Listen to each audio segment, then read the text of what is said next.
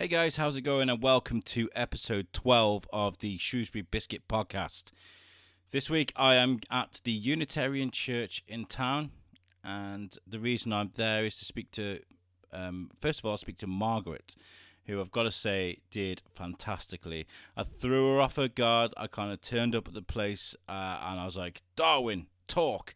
And an 87-year-old lady with a microphone being shoved in her face, I think she did brilliantly. She talked to me about the history of the building. There was lots of drama that took place in there. The building's 300 years old, and in those 300 years there's been lots of drama. And, you know, it's a really important building for Shrewsbury because it was Darwin's church as a lad, as a young lad. And so Margaret talked to me about that, and she did brilliantly. And then I speak to Fiona, who goes on to, we talk about what's going on with the Darwin Festival.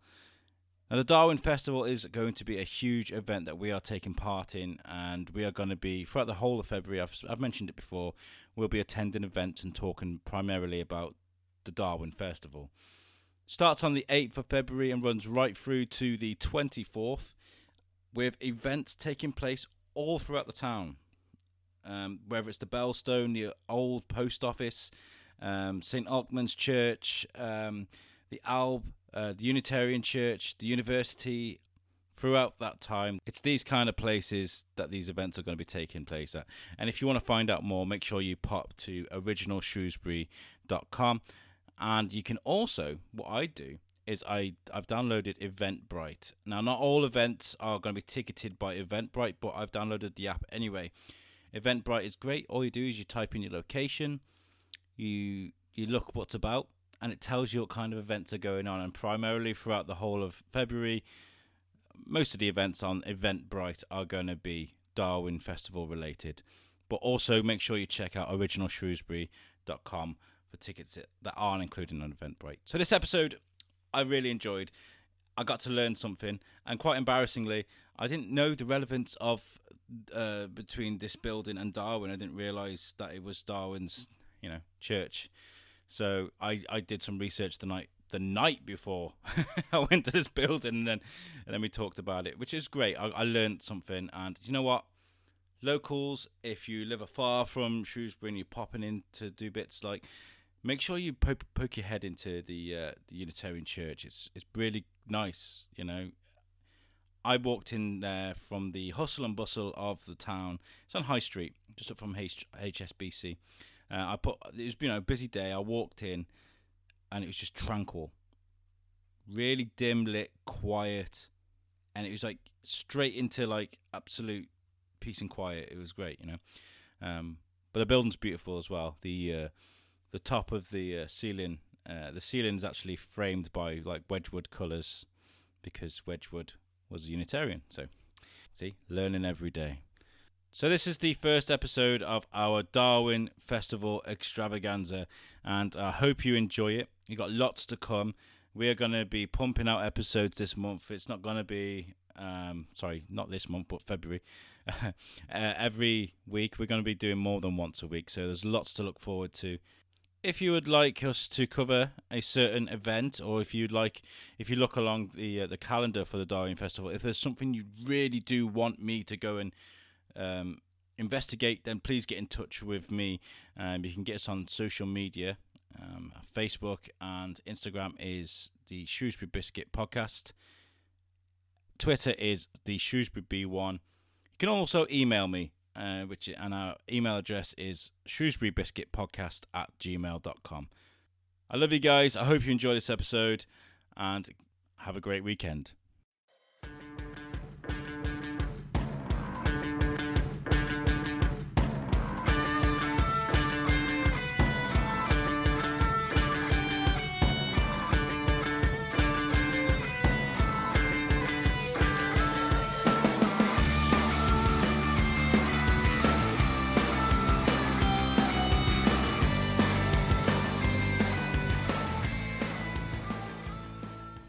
Hello, my name's Alex, by the way. Oh, yes. What was your name again, sorry? Margaret Harris. Margaret Harris. And I'm at the Unitarian Church in Shrewsbury today. talk about its importance in Shrewsbury. We're going to be talking a bit about the events that are coming up that help the community, later on with Fiona. But for now, I'd like, just to find out a bit of history about this building. We've got listeners in America and Canada and places in the UK, myself included, that don't understand the importance of this building. I remember the first time, which was about when I was first getting the show together, so say November. First time I stepped foot in this building, it kind of blew me away because it's kind of hidden, isn't it? It doesn't look like a church. No. It doesn't. So when I came in, it was amazing. So what can you tell me about this church? Why is it so important to Shrewsbury? Because generally its great importance to Shrewsbury is the fact that Charles Darwin came here with his mother, because his mother was a Unitarian. Yes. And he came here with her and his two elder sisters until he was 8 years old. And at the age of 8, his mother died. So his father was not a Unitarian. He was a very busy, very popular GP. But he did carry on with a connection because the minister, who was a minister here, was also, he had a primary school in his house, the manse. And so Charles Darwin went there for another couple of years before he went to the Shrewsbury School. So he was taught then as a Unitarian. So the main thing about Unitarianism is that we are like to question everything. So Charles Darwin, he went down into the pool in the middle of Shrewsbury, which is now a very ornamental pool, but then was a quarry pool. And then he got interested in all his beetles and things from that point on. And also he lived near the river, and so he had an area there which is similar type of thing. And so he did, although he became an agnostic after he'd done his trip with Beadle, but up until then he all his relations, and his mother was her father was Josiah Wedgwood, and the Wedgwoods he was a great potter, doing his particular type of pottery was this blue and white stuff that was even sent to I think Catherine the Great. Very famous. Yes. Very famous. So they were Unitarians. So he had all his relations growing up were Unitarian, and when of course he got married, his wife was Unitarian too. But he developed his own system of deciding whether presence of God was a creator or not. He left that in abeyance. He wouldn't like to say. So, but definitely his questioning came from his European. So it's thanks to the beliefs that he was raised upon that encouraged him to be curious and to ask questions. Yes. So it's really important, I think. Yes. So regardless of what your religions are, your beliefs are, it was because of that we have the legacy of Darwin, as you say. Yes. And this building as well has been. I mean, it's how old is it now? It's 300 years. Yes, just 300 years old. And it's been steeped in drama and all kinds of things. I was researching it last night, and there was lots going on here, wasn't there? So, can you explain a bit about that? What happened with the riots and the? Yes. Well, I mean, initially, in the early 1600s, that was the time when there was a great ejection, and in the Church of England, some of the ministers were not happy about having to teach from the prayer book because this had been written by men. They only wanted to teach from the Bible, and so they were given the choice that they had to decide if they were going to teach from the prayer book, and if they weren't, they would lose their living. Wow. So their living was a house, and they got paid every 6 months, and so it was a difficult thing for them to think that they'd have to give up their whole livelihood. Yeah. But this was a conscience thing, and when it came to the point, they gave them 6 months to think about it, and then they came up, and the day that they had to do it was just the day before their 6 monthly money was due. Oh wow! So they'd be down on their uppers and waiting for their next 6 months' money, and then they were told, no, you won't be getting it if you're going out. And so that's what happened. And there was here on this spot there was an old house which belonged to a timber merchant, and at the bottom of his garden he had a large sort of shed-like building. Yeah. And he said that if he was sympathetic to the people who had been the two of the ministers from the local churches, and he said they could use his at the bottom. So they went down the side of his garden and they used that. And then after some time, that became too small, and he said, "You can have my house, I'm moving out into the country." So they turned his house then into a church. Wow. And then it was the Jacobean riots. What were the Jacobean riots? Because I'm not quite so sure about what it, but I do know that they were for the king and the book. So we were considered to be heretics because we weren't teaching from the prayer book, and as well as the Bible. So we were heretics. So they decided to vent their venom and pull the church down. Almost like Christian outlaws. Yes, they were. Yeah. And then they didn't. It wasn't just our church. There were about half a dozen churches in the Midlands, and one of them was actually put on fire. Wow. Yes, and it was the inventor who invented oxygen,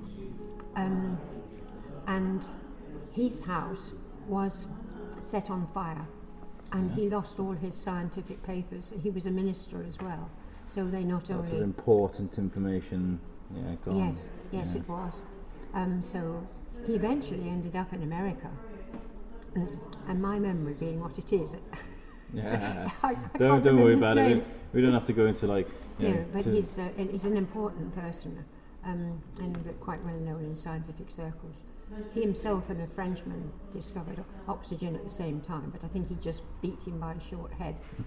And anyway, some people say that Darwin didn't want to come out as it might have had something to do with it. It's a small might, but he didn't want all his papers to be burnt when he came out to write his important book, The Origin of the Species. If people so disliked what he'd written that they decided to put his house, burn it down to the ground, which had happened already, then he would have lost all his research papers and everything. And that might have had something to do with him being an agnostic, but on the other hand, it might not. But so from the Jacobean Yes. riots, what came of this place then? What happened? Well, because it had been this house turned into a church, and it was pulled down, and at the time the mayor of Shrewsbury didn't really. He stood back. He didn't send in the police, such as there were, to actually stop it. He let it carry on, which was really very reprehensible. Yes, that wasn't good. No. Well, then, for I think 2 or 3 years, it was laying in rubble, and people would come and take the extra stones for their houses or their walls or something. And then the king, it was George I, he decided that he changed the king, and he decided that these churches that had been damaged should be rebuilt, and they should be rebuilt at government expense. So this is why we have this great emblem of the lion and the unicorn, which was the emblem of the king at that time. It's huge. Yes, it's up beautiful. on the wall. Yeah. And if you look at the lion, he's got a sort of slightly human face. The unicorn looks like a unicorn, but somebody said that it bears a slight resemblance to the king himself. Wow. It doesn't look completely like a lion's face, does it? Paint me like a lion. Paint me like a lion. Yes. I mean, that is fantastic. I'm in awe of this building in general. I mean, if you, to my listeners, even if you live in Shrewsbury, you've never really popped in here. Just the Unitarian Church. It's just from HSBC, just up from the old Market Hall. Pop in and have a look because it's a really beautiful building. I like that story, that the fact that the king was like, "You're wrong in doing that." Yes. Yeah, and I demand you make it right again. And this place, from what I gather, has been like a strong hub for the community. It's done quite a lot. Yes, we had some very important, influential industrial people in sort of 1800s that were attached to this church, and so so they sort of ploughed a lot of sort of energy and finances into it too. Yeah. But now, of course, in the days when church attendances are falling, we have a small attendance. I mean, it's usually 25, 30, not a lot, but also it's very compact. We don't have a regular minister. We have different ministers coming from different Unitarian churches. So in a way, we get a more varied approach to spirituality. Yeah. And then we have 4 members of our church who are wonderful and qualified to take services. Bronwyn, for instance, conducts marriages and funerals. So it's a very welcoming church, as everybody says, but also it's very interesting because we all have different spiritual approaches, and we recognise that people have different spirit. So we're not trying to convince somebody that our way of thinking is much better. So we might have a couple of humanitarians who are also members of our community, but that's fine. So I've been to India a lot, and I believe in reincarnation, but that doesn't mean to say that everybody else does. Yes. And they think, well, that's just Margaret, she just likes it. And it fits in with her ideas. But I believe that everybody's got their own, regardless of whether you're a Christian or a Muslim or if you're Jewish, everybody's got their own beliefs. Everybody's got their own kind of religion. That's something that they believe in that drives them, and it's really important, I think, especially if you're going to go on to create, or if you're going to go on and make something of yourself. You need to have that belief. You need to be able to go forward, and that's what I think is important anyway. And it's interfaith, really, because our readings can be taken from the Bhagavad Gita or from the Quran, or it could be some great philosopher, whose actual writing fits in with the theme of the service. So it's a very varied sort of. So the Unitarian belief is quite. It's quite. I suppose at the time it was quite cutting edge. It's like a different way of thinking. It's like we're not going to follow the rules as such. We're going to take our influences from a little bit of this and a little bit of that, and that's what you guys have done. It's a much wider, a broader spectrum. Yes. And also it fits in understanding other religions. Yeah. So you're not sort of likely to be biased or think that Christianity is the only way that you should approach the divine. It's not like that. No. And for that reason, we all get along fine. It's like a great big family. That's really nice. That's really nice. Have you been part of this church for a long time? I've been about 5 years. Yeah. My husband was very ill, so I couldn't come when he was very ill. He'd had a series of strokes. But I have been to India a lot earlier on, and been to an ashram there. So, but also I was born in Church of England. I was a Sunday school teacher of Church of England. But then being a nurse, I went abroad, and I met people from all different walks of life, and I felt that the Christian idea of we're right and everybody else is wrong just didn't fit in at all. So I find that Unitarianism fits. It's beautiful because it's so wide-ranging and so encompassing. Yeah, I liked it. It's about 15 minutes ago, I walked in, I have this phobia of being late, so I always turn up a little bit early. Yes. And I turned up a bit early, and it was before 2 o'clock, and you're having this moment of reflection. The lights were dimmed down a bit, and you guys were sitting quietly reflecting. And I come in, oh, hello, welcome to do an interview, and I found that quite beautiful. I find it quite nice that you can, the hustle and bustle of the street outside, and then come into this really peaceful, quiet place. You can just sit and think, and that's really odd, because it's so busy and loud out there. It's a beautiful thing though. So that's really good. Yes, Um, tucked away. The only difficulty is really that the car parks are a little bit, because it's in the centre of town, Yeah. you're coming in by car. And we have, Bromwell comes all the way from Bridge North, which is nearly 20 miles away. And then we had somebody coming from Ludlow, and Craven Arms, which is even further still. Yeah. Which probably isn't very far if you're living in, in North America somewhere. But here it is. Most people come to church very locally. But we have a broader. But this building, if you are into your history, if you are history buffs, is definitely one to tick off the list if you come into Shrewsbury. You've got a great plaque you've just showed me over there, and that commemorates this has been Darwin's church when he was younger. Yes. That's right. Yeah. Yes, and also of course we have Samuel Taylor Coleridge, who was the poet. Yeah. And he actually preached a sermon here.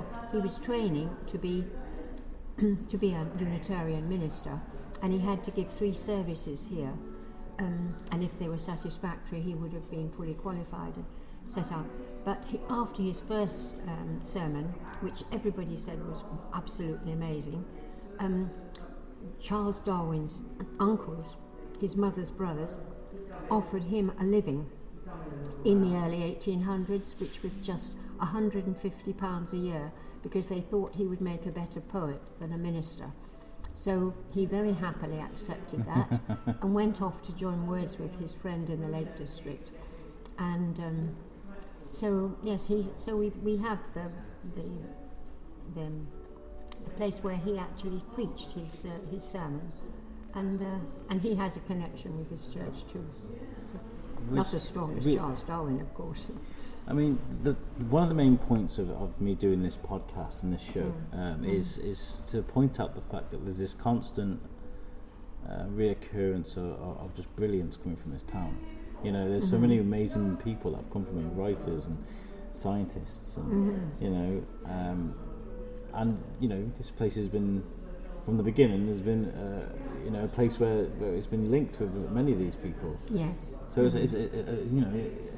whether it's a religious spirituality or whether it's a creative one, I think this is probably one of the centre points. And you not agree? Like this is a place where you can go and probably get inspired, I think.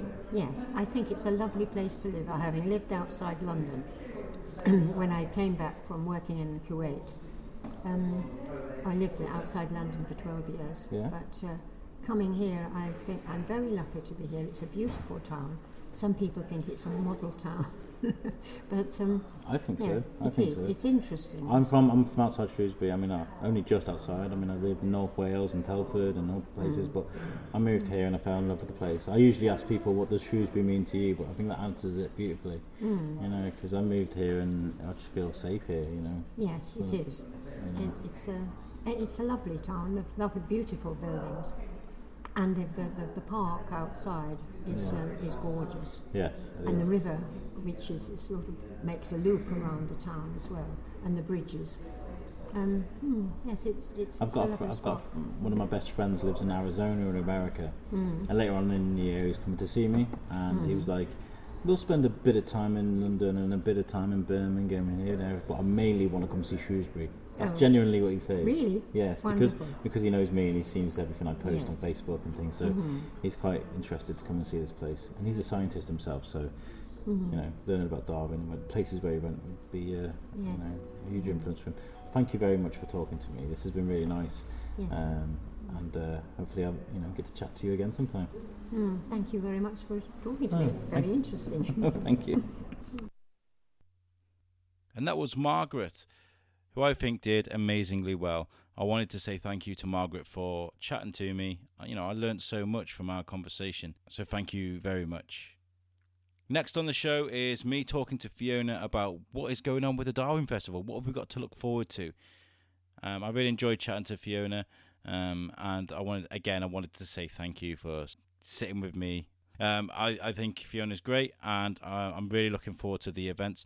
The events mentioned on this interview are, first of all, we talked about Mr. Darwin's tree, which is on Saturday the 9th at the Unitarian Church at 7:30 p.m. Just before that, on the same day, Saturday the 9th, at 2:30 p.m, you've got Climate Change, Evolution, Deniers and Anti-Science, which I've got to say I am really looking forward to. I've got my ticket booked for that. I hope you guys do too. We also talk about Compassionate Town Workshop at the Unitarian Church. That's on Wednesday the 13th of February at 6:30 p.m. But like I said at the beginning of the show, make sure you pop to originalshrewsbury.com or Eventbrite to look for your tickets. I'll leave you with the rest of the show. I hope you enjoy it. So guys, I'm sat with Fiona from the Unitarian Church, and we've come to talk about the Unitarian Church and what it does for the community. And well, first of all, thanks for coming and letting me come and speak to you. It's my pleasure. Yeah, I've been dying to speak to you for a while and I've been dreading it. You sticking a microphone in your face. And No, that's all right. There's nothing to dread. I've been dreading it so that I hope I sound coherent and knowledgeable. So I would like to chat to you about kind of this place and what I've learned a lot about chatting to Margaret. I've learned a lot about the history of this place and the importance of this place and how it's kind of a hub for creativity. You know, it seems to be constantly linked with really intelligent people and creative people of the past. That's very interesting for you to say so. I mean, we try. So yes, and we do have. Obviously, we have our Sunday services, which they follow quite a traditional format. Yeah. Although every second Sunday we have what's called a circle service. So that's where we kind of abandon the pews and sit in a circle, as one would expect, and generally led by members of the congregation whoever's leading it chooses a topic. So, for example, last week the theme was practicing philanthropy. And that's a bit of a mouthful. It is, yeah. And it's very interactive, so people share their thoughts. There's obviously a little bit of readings and meditations and quiet reflections. It's very much a kind of open forum for people to express their opinions. I did just come wading in before 2 o'clock, just walked into a silent room where everybody's trying to relax. I was kind of like, "Hey, I've come for an interview," and they're kind of like, "I didn't know that." And they were like, "Can you come back in a bit?" Yeah. So that's a recent introduction. I'm going to say recent. Probably been doing it for about a year now. It's an alternative to our Sunday service and just provides people during the week for a quiet place to come, for quiet reflection. People can light a candle. For concern or joy, whatever they might be experiencing in their lives at the time, and sit quietly. So it runs on Thursdays between 1 and 2. People don't have to stay the whole hour. They can come and go. So we've probably just about managed to train the members of the congregation who are here stewarding the church not to talk during that hour. It's really nice. I was just saying to Margaret I think I may have done something similar the first time I came into this building to come talk to you. Okay. And it's the hustle and bustle of outside. There's lots of noise, cars, people, and you walk into this really dim lit, nice, beautiful building into quietness, and it's really something. I mean, that's part of why we like to have the church open. Is that people can step off the bustle, out of the bustle of the high street. Particularly at Christmas, we do a quiet Saturday, so people can come in and just quietly reflect. So the church is open more and more. Traditionally, we used to have the church open on a Tuesday and a Thursday afternoon. But I, as the church administrator, like to have the church doors open while I'm here, and so that people can just come in and just wander through. They don't necessarily get to have a conversation with anybody, but it's about sharing the space as well.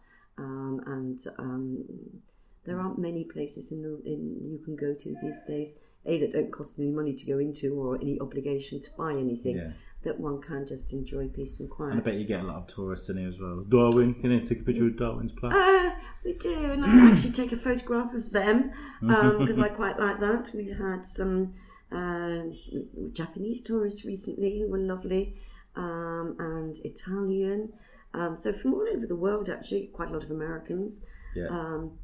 We do get some study groups coming over from American universities as well. And obviously school parties come in because of the Darwin connection. So, excuse me. And we get a lot of people who say, "Oh my goodness, I've walked past this building for the last 70 years and I've never seen the doors open." And isn't it lovely? And it's about sharing our heritage as well. It's a listed building. Obviously, our links with Darwin and also with the poet Coleridge, who delivered a sermon here. I'm sure Margaret probably told you about that. Yes, absolutely. And the building as well. I mean, there's quite a lot of little interesting features. Taken, for example, the Darwin, the nod to the Wedgwood family, which is the frieze around the top, the plasterwork around the top in blue and white, because, of course, Darwin's mother was part of the Wedgwood family. So, a couple of years ago, Shropshire Art Society spent a couple of years in the church doing, they record artefacts in churches. I read about this. So then they presented us with a bound book, which is the history of everything that's within the church, which is quite fascinating. I haven't had a chance to read it cover to cover, but it's quite useful to delve into as well. When did that finish? That's only recently finished. Yeah, so it was presented to us last January, actually. So we've been in possession of the book for a year. And also, as we've gone along, we've been adding to our heritage or creating tomorrow's heritage. Yeah. I don't know if... so that was to lug out kind of all the furniture and the bits in the back. Absolutely, the clock and the fabrics and the plaques and paintings. Find out where it was made, when it was made. Yeah, absolutely, it really is interesting. So anybody's very welcome to come and view that. There's a copy at Shropshire Archives and a copy in the Victoria and Albert, I think, Museum. I don't know whether Margaret told you about the new pulpit fall that we have in the church. No, she didn't. She missed I kind of that put her on one. the spot. I was kind of like, here's a microphone, talk. And she was, I think after she did it, she did apologise if she forgot anything, but I did put her on the spot. No, she was talking very much more about the history of the church and Unitarianism. So we recently added to the heritage of the church. We have a member of our congregation, Hanny Newton, who graduated from the School of Needlework at Hampton Court, and she works in gold, so gold thread. So it's the flame of the Unitarian, which is a symbol of Unitarianism. I'll show you shortly. So it was worked in gold thread that was specifically made for the church, and it is rather lovely. And I personally love the idea that that's going to hang here for another 300 years or whatever. Sounds beautiful. And be very much part of the future heritage of the church. So with one of the members of the congregation has just written an article actually about it. So I've added that to our record book. So any new things that are being added into the church, Sounds obviously brilliant. not tables from office furniture or whatever, but anything of value. There was a stapler here, I do remember. Where's it gone? That was in 1976. Yeah, but what a great moment to kind of be here is when they're doing that, because from the sounds of it, it's not something they do very often, So. Well, that is. I mean, we've had I've worked here for about 3 years, or I'm in my 3rd year now. Might even be my 4th year. Time flies when you're enjoying yourself. So we've had, I don't know whether you noticed the banner when you were out there. I'm just looking at it on our camera here. So the banner's there. That's the yes, I pulpit did fall see that. there. I did see that, yeah. So that was made a couple or so years ago. So again, that's hopefully there for posterity. Mm-hmm. Posterity? Is that the right word? So actually, it just reminded me. It just reminded me that the last couple of weeks we've just had a new organ blower installed. I don't expect Margaret mentioned that one either. No. That was really fascinating. So our organ in the church was first installed over 100 years ago, and although it's obviously been maintained on a 6 monthly basis, and had some minor repairs, it's actually due for a major overhaul. As part of that, we had to have a new organ blower which sucks the air into the blower to make the sounds. And I quite like this thing because it arrived. It was big blue affair, and it's got B.O.B. Bob on it, Bob. Which is like, this is the organ player. It's now got the name Bob, but that actually does stand for British organ blowers. So again, I was thinking that also is part of our heritage. Actually, I should add records of that to our book as well. It's now all encased in boarding, so it's a rare glimpse one had of Bob. Actually, it's an important part of a church, isn't it? You know, the organ, so you got to keep it going. It's like having a new photocopier in an office. It's an integral part. No, it's far more important than No, that. no. What I mean, the point I'm trying to make is you can't function without it. You know, you kind of we need can. it. We don't. We only have the organ player, a gentleman called Bill Smallman. He comes twice a month. He's in demand. He's great. So before I worked here, I didn't have any understanding or appreciation actually of organs, but obviously got to know the interior workings of organs quite intimately, and acquired a little bit of knowledge. That's the beauty of this job, actually. It just covers so many areas.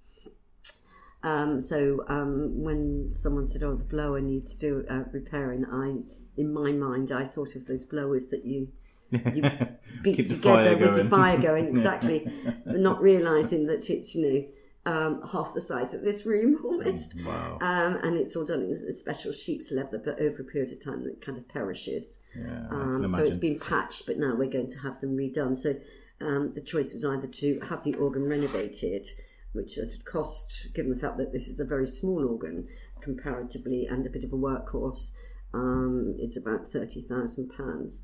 Obviously, in Shrewsbury Abbey, for example, if they're doing their organ, it's probably 10 times that. Wow. But that's still quite a lot of money for us, obviously, to have to find. We've had some very generous donations, but as a result of that, I've also come to learn quite a lot about the organ. And Bill Smallman, who plays the organ, plays it with great gusto and flourishes, and actually I really enjoy it. So yeah, it's another interesting aspect to church life. Yeah, I'm sure you guys really appreciate that. This place has a lot to do with the community, right? We, I suppose, over and above being open and being accessible, and sharing our heritage as a listed building, making that open and available to members of the public. We like to support charities, so hitherto we do a book sale once a month on a Saturday morning, and the money for that goes to a local charity. So the last year we supported the Ark. Not Fantastic. Sure who we're going to be supporting this current year. And then we have the offertory collection on the circle services once a month. Is a charitable collection for a local charity of the person who's leading the service. They make the choice as to where it goes.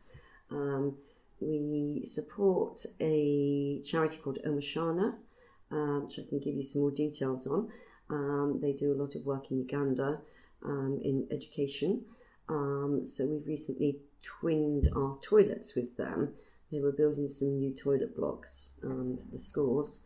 And so we twinned our toilets to give them a sum to build the new toilets there. We have a Unitarian charity which is called Send a Child to Hucklow even. The Unitarians have a centre in the Peak District in a place called Great Hucklow, and it's a residential centre for Unitarians, and courses and things are held there, and retreats. But then over the summer and maybe other holidays, we do a lot of holidays for disadvantaged children. That's brilliant. So we have a collection for that on an ongoing basis, and then also do like maybe a spring fair or autumn fair. So we like to support. We support Self-Help Africa as well. So we sell their Christmas cards. Our harvest collection always goes to Self-Help Africa, and various other charities. That's really good. That's really good that you get involved with so many things. Well, especially given the fact that we're not an enormous congregation, it's a very generous congregation. Yeah. We'd probably like to be involved more. We've got a very nice schoolroom upstairs, which we do hire out about £10 an hour. It's a fantastic space. It's very self-contained and has a kitchen, and it's warm, which is very important in churches. That gets used by various groups. Unfortunately, at this point in time, we don't have disabled access, but that's something we're working on. And obviously, once we Can't do be have easy that. with an No, old because listed we've always got to building. kind of put that. There are ways around it. We've obviously spoken to the conservation officer, and she has preferred routes. But I think these days churches have to be living, breathing, quite organically developing institutions really and buildings. So and there's a lot more kind of charitable things that possibly we could do if we had more space that was accessible. So that's very much the direction. I mean, these days, if you want to fundraise for anything to do with churches, particularly, for example, through Heritage Lottery funding, you have to show a substantial public benefit, and quite a substantial amount of any grant monies has to be spent on developing community use. Okay, which is great because I mean it keeps churches alive, and it keeps somewhere like this, which is a heritage building, obviously is quite expensive to maintain, and a listed building we have a responsibility to maintain it. Yes. But then it's quite nice that it's it goes on developing in whatever way. I mean, it's a secular space as much as a religious space, really. Well, you guys are doing a great job making it look great. It looks lovely. fantastic. I was in awe of it the first time I walked in. And so we've made quite a lot of little changes. You'll notice we've got like new chairs, and we gently try and obviously protect our heritage whilst making it an inviting, clean, and more contemporary aspects of it. Like comfortable seating. Yes.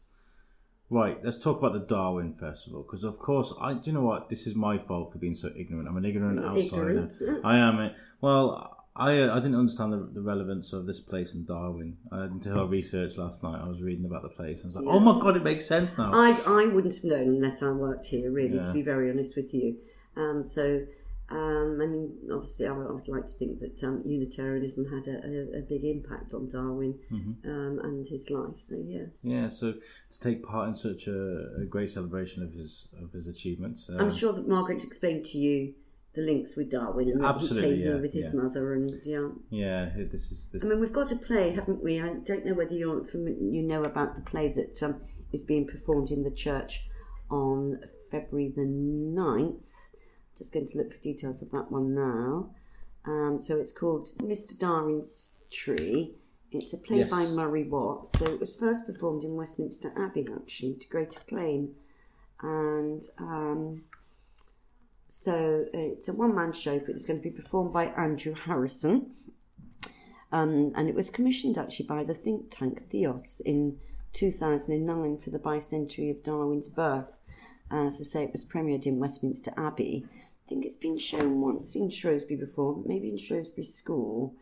So it promises to be extremely interesting. So it's entitled Life, Love, Sex, Faith, Doubt, Death at the Universe and... So sounds quite satirical, doesn't it? There's a lot going on in that. So so the tickets are being sold online on Original Shrewsbury website, so they can be purchased online there for £12, or they can. If people really find it difficult to do online, they can pop into the church and reserve tickets and pay for tickets with me. So that's that promises to be a very interesting event.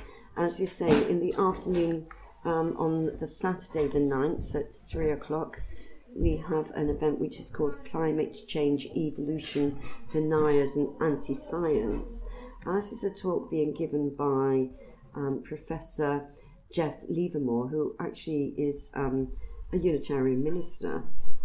He's a professor at University of Manchester, and he's going to start his talk by beginning to look at the evidence for climate change and global warming and highlight the evidence of mankind's fossil fuel emissions into the atmosphere.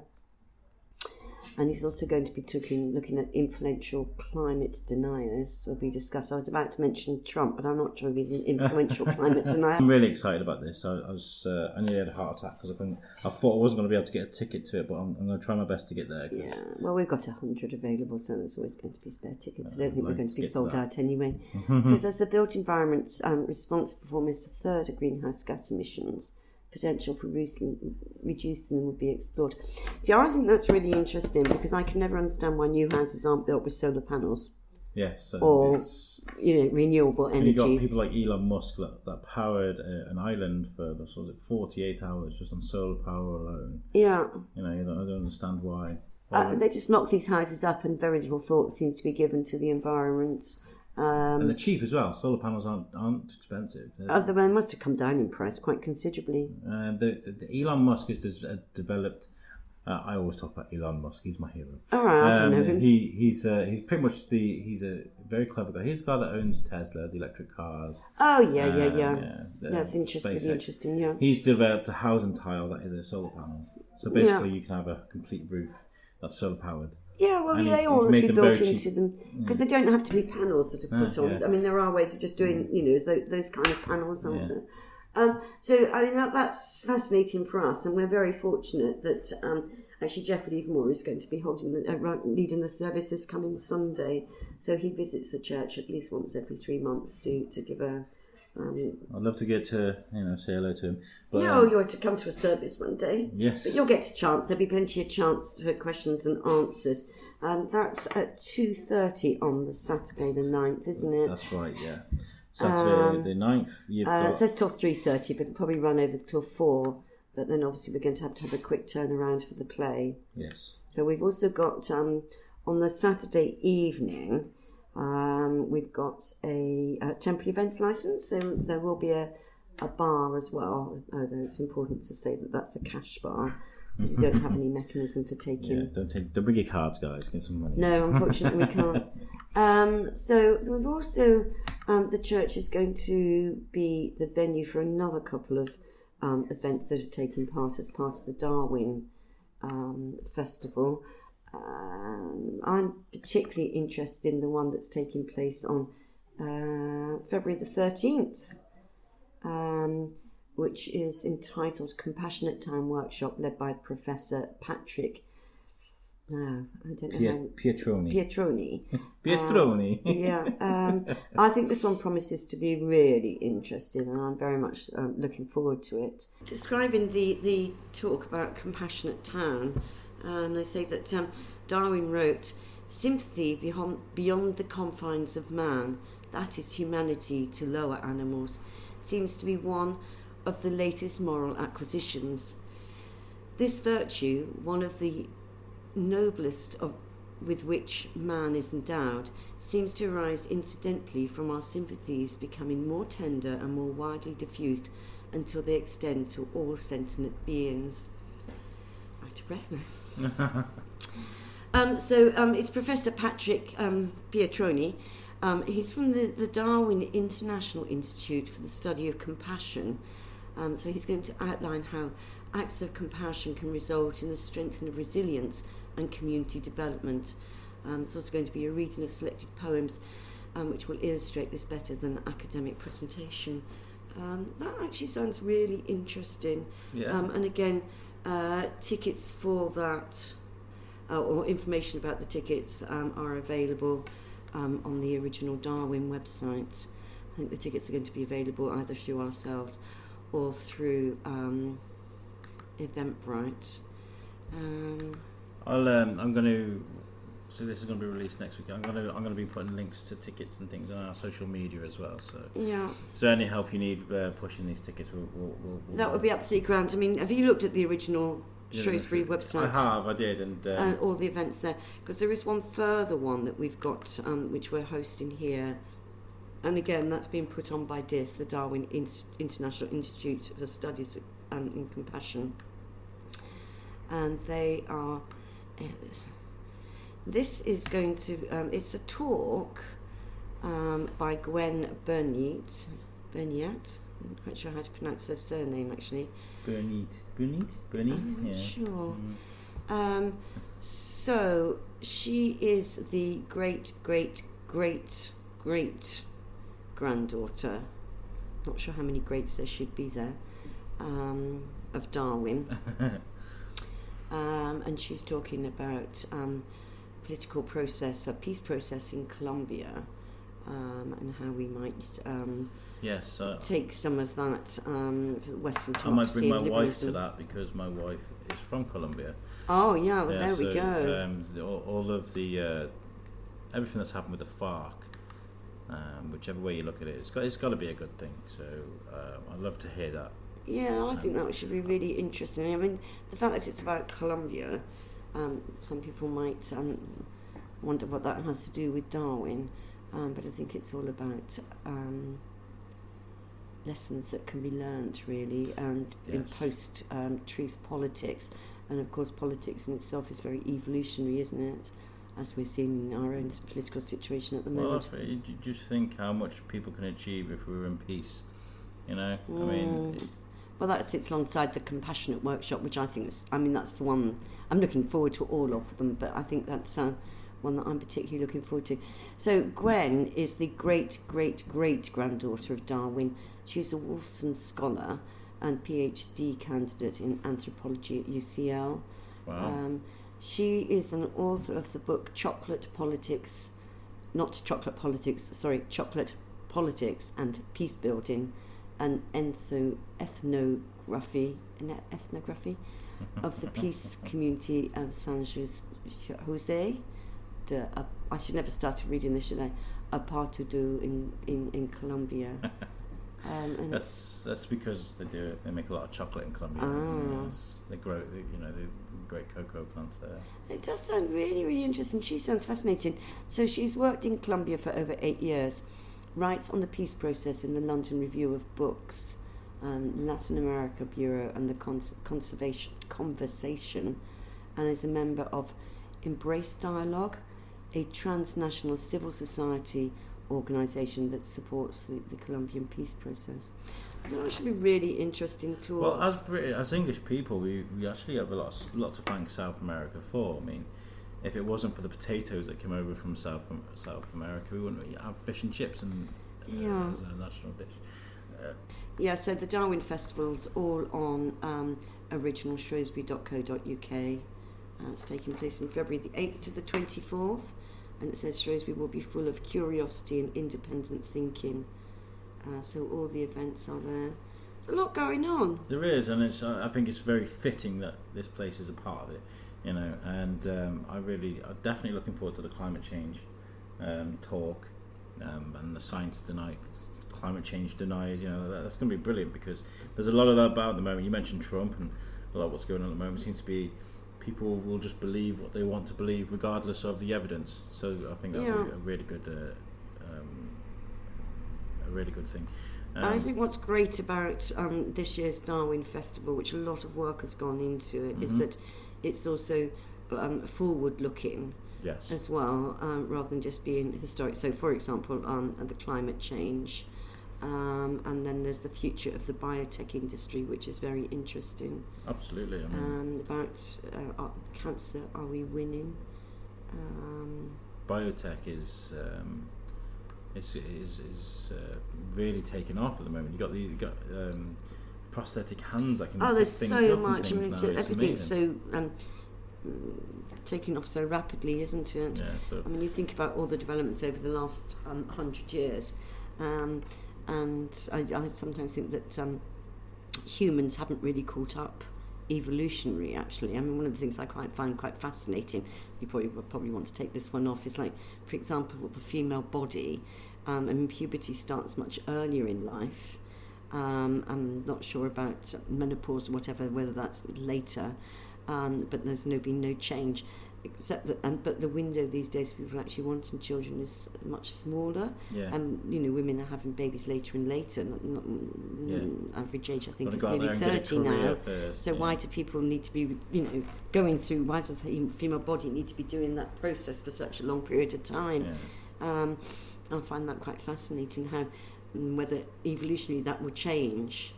I was reading something about a patch that people can just put onto the skin now, which gives contraceptive cover for 6 months, but it actually has little needles in it. Wow. And then ever so often, obviously microscopic little needles, it will inject the contraceptive, whatever it is, into the So skin. you keep this patch on you all the time? Assuming you just keep the patch on you, I don't. Oh, wow. Yeah, and that's quite revolutionary if you think Yeah. about a plaster with little needles in it that obviously you wouldn't see. Wow, that is really good. I don't know whether they've produced one for men yet.